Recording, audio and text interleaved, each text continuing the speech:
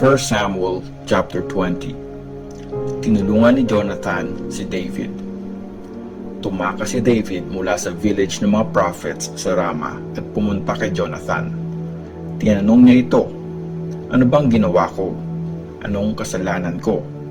Anong mali ko at gusto akong patayin ng tatay mo?" Sumagot si Jonathan, "Hindi totoo yan.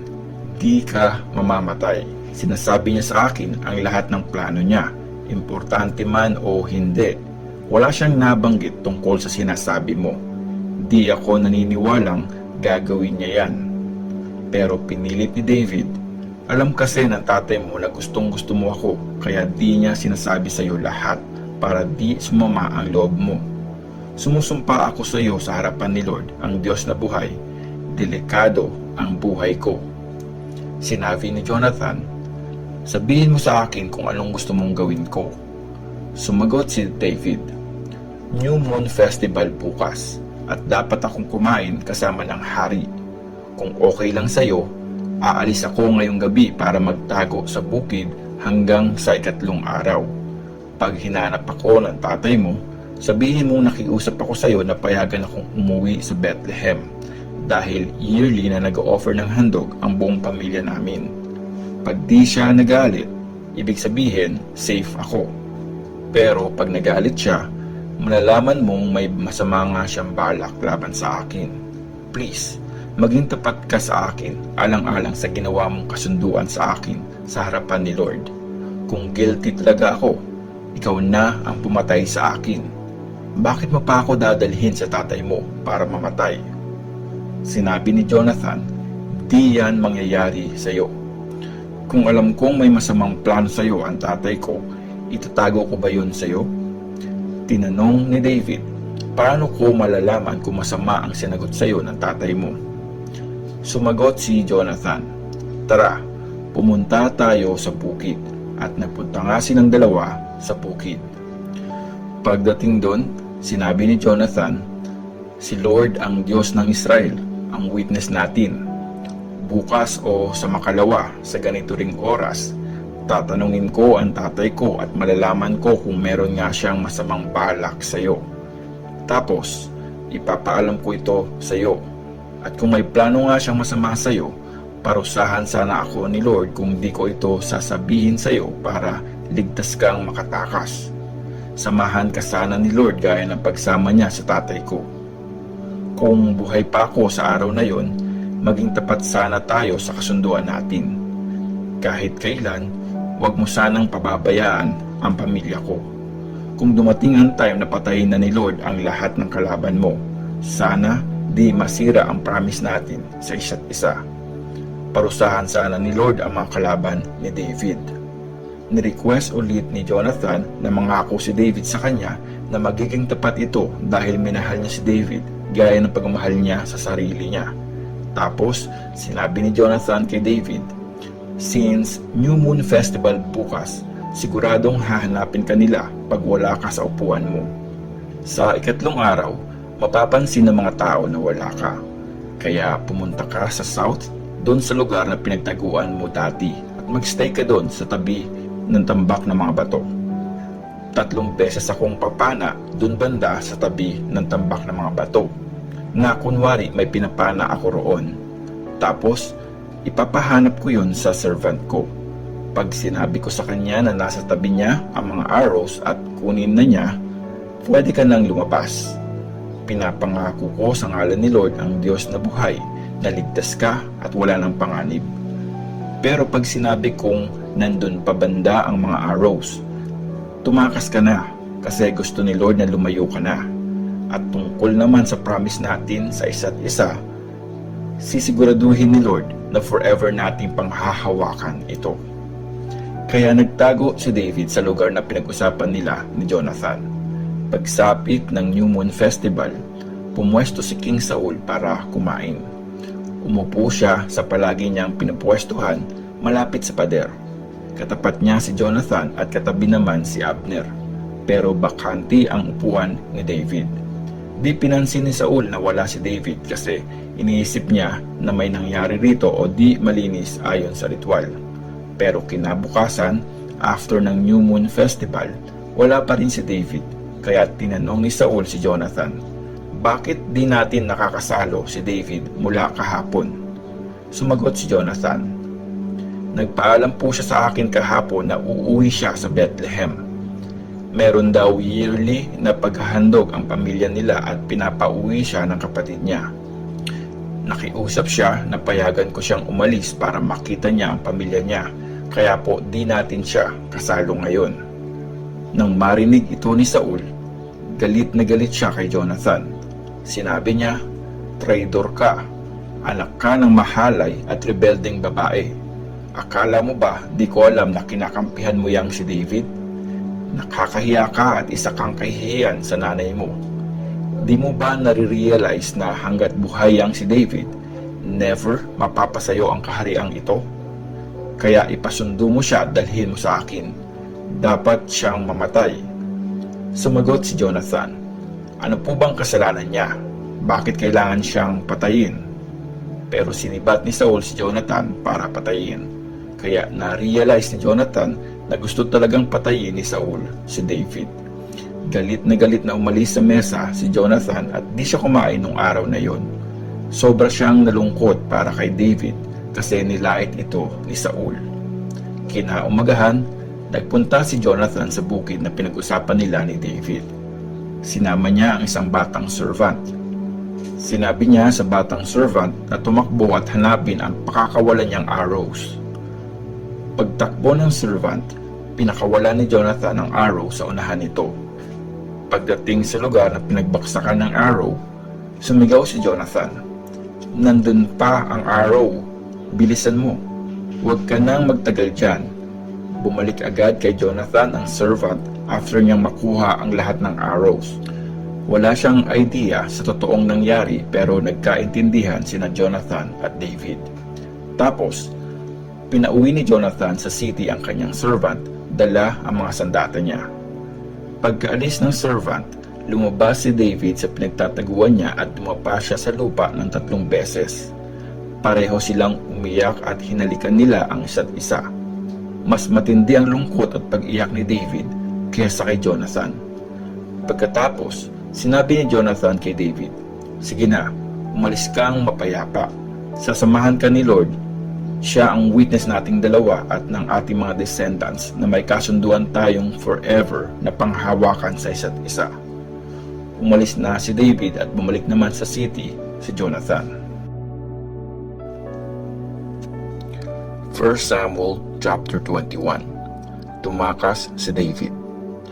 Pumunta si David sa priest na si Ahimelech na nasa Nob. Nanginginig niyang sinalubong si David at tinanong, bakit mag-isa ka lang na pumunta dito? Sumagot si David, inutusan ako ng hari at ayaw niyang ipaalam kahit kanino ang pinapagawa niya sa akin. Kaya pinaghintay ko na lang sa isang lugar ang mga kasama kong sundalo. May makakain ba dyan? Pwede mo ba akong bigyan ng 5 tinapay o kahit anong meron ka dyan? Sumagot ang priest, wala akong kahit anong ordinaryong tinapay dito except sa tinapay na panghandog. Pwede kong ibigay sa iyo yon kung hindi nakipag-sex ang mga tauhan mo bago pumunta dito. Sumagot si David, actually, di kami nakikipag-sex pag may lakad kami, kahit na ordinaryo lang yon. Lalo na ngayong di ordinaryo ang misyon namin. Kaya kinuha ng priest mula sa harapan ni Lord ang tinapay na handog at binigay kay David. Pinapalitan din naman ang mga ito ng bagong lutong tinapay sa araw na yon. Nagkataong nandun din si Doeg na taga-Edom para mag-worship kay Lord. Si Doeg ang leader ng mga shepherds ni Saul. Tinanong ni David si Ahimelech, meron ka bang sibat o espada? Hindi ko nadala ang sandata ko kasi madalian ang utos ng hari. Sumagot si Ahimelech, ito ang espada ni Goliath, ang Philistine na napatay mo sa Ela Valley. Nakabalot sa tela ang espada at nakatago sa likod ng ephod. Kunin mo kung gusto mo, yun lang ang sandatang meron dito. Sumagot si David, akin na yan, Walang katulad iyan. Nung araw na yon, umalis agad si David para takasan si Saul at nagpunta siya kay King Achish ng Gath. Sinabi ng mga officers kay King Achish, "Di ba yan si David na hari ng bayan niya? Di ba siya yung kinantahan at sinayawan ng mga tao?" Sabi pa nga nila, libo-libo ang napatay ni Saul at 10,000 naman ang kay David. Tumatak sa isip ni David ang salitang ito at sobra siyang natakot kay King Achish ng Gath. Kaya nagbago si David ng kilos niya sa harapan nila. Nagpanggap siyang baliw habang pinipigilan siya ng mga ito. Nagsusulat siya sa mga pintuan ng city at hinahayaang tumulo ang laway niya sa balbas niya. Kaya sinabi ni Achish sa mga officers niya, "Tingnan niyo, baliw ang lalaking yan. Bakit niyo siya dinala sa akin? Kulang pa ba ang mga baliw dito? Bakit niyo pa dinala ang taong ito para magkalat ng kabaliwan dito sa palasyo?" 1 Samuel chapter 22. Ang pagpatay sa mga priest. Tumakas si David mula sa city ng Gath at pumunta sa kuweba malapit sa Adulam. Nang mabalitaan ng mga kapatid niya at ng buong pamilya na nandun siya, nagpunta sila roon at sumama sa kanya. Sumama rin sa kanya ang mga taong may mabibigat na problema, baon sa utang at mga di masaya sa buhay nila. Umabot sila sa 400 na lalaki at naging leader nila si David. Mula Adulam, nagpunta si David sa Mispa ng Moab at sinabi sa hari doon, "Pwede po bang dito muna magstay ang mga magulang ko hanggang sa malaman ko kung ano ang gagawin ng Diyos sa akin?" Kaya pinagkatiwala ni David ang mga magulang niya sa hari ng Moab at nagstay sila doon habang nagtatago sa kuweba si David. Tapos sinabi ni Prophet Gad kay David, "Huwag ka magstay sa pinagtataguan mo.